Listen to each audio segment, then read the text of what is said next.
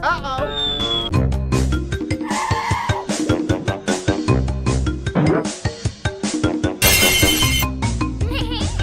Looking cool, Joker.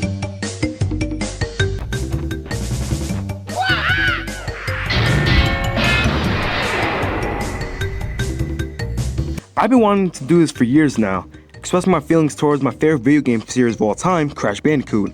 This series was all over the place. 3D platformers, 2D platformers, racing games, beat 'em ups, the list goes on. I'm gonna take a look at all the Crash games from Crash 1 all the way to Crash Bandicoot 4, it's about time.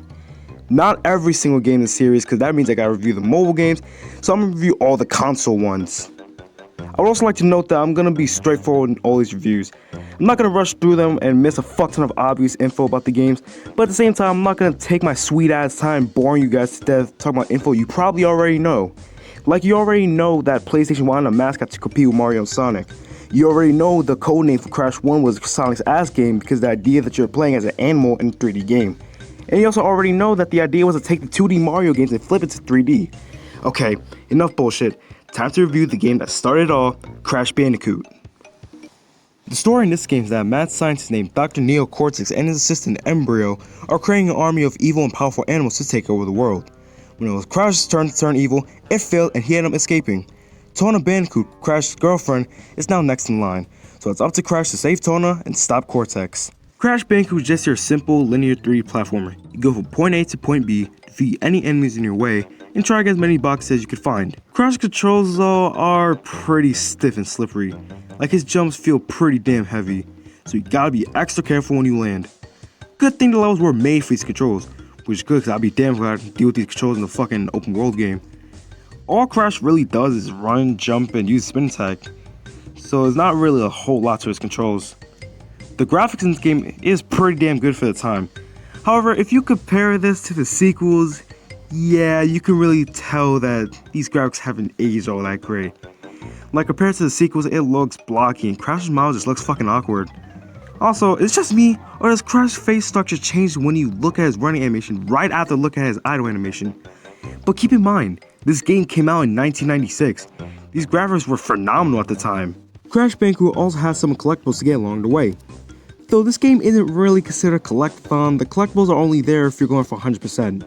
These collectibles are the gems, which you get by breaking every single box in each level, and keys. You get 3 Cortex envelopes on some levels, beat that bonus level, and with the keys, you get access to 2 levels, Fumbling in the Dark and Ho Hog. Getting these collectibles are not easy. In fact, this game is actually pretty fucking hard. The game really tests out your platforming skills later on with levels like Slippery Climb and the Lab, and sometimes these levels last for fucking ever. Fuck Sunset Vista. This level is long as hell and it's not even fun. It's obnoxious and tedious.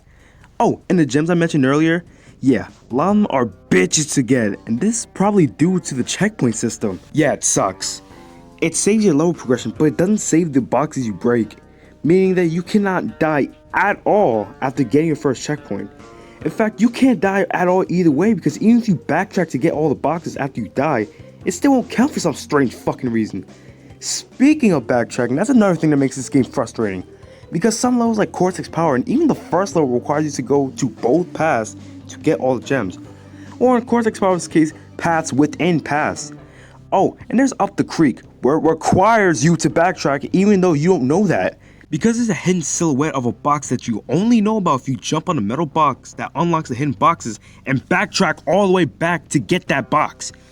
There's also color gems in certain levels. The more color gems you get, the more hidden paths you have access to, which only amps up the backtracking bullshit further. And if the checkpoint system is already stupid enough, the save system is even more fucked. So here's the thing, in certain levels, there's emblems of Tona. You get 3 of those and you have access to a bonus level. In order to save the game, you got to beat that bonus level.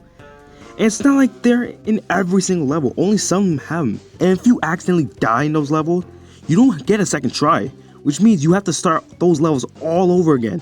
And there's limited lives, so if you fuck up before you can get access to the bonus level, that's it. So get ready for a bunch of game overs and moments where the game will make you start back to the level with the previous bonus level. I don't find this game to be super hard a lot because I played through Trilogy a lot, but it's still annoying regardless.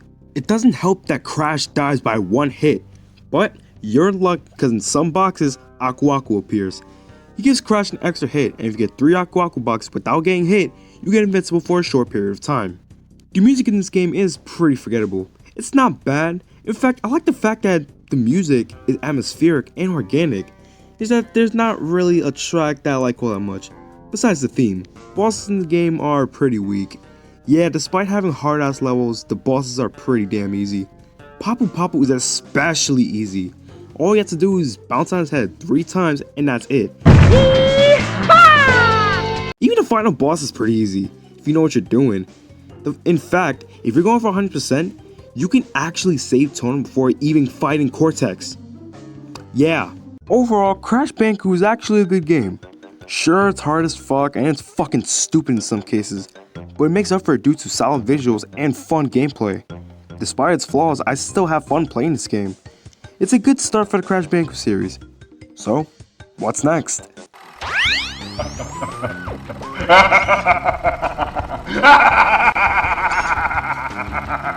Yeah!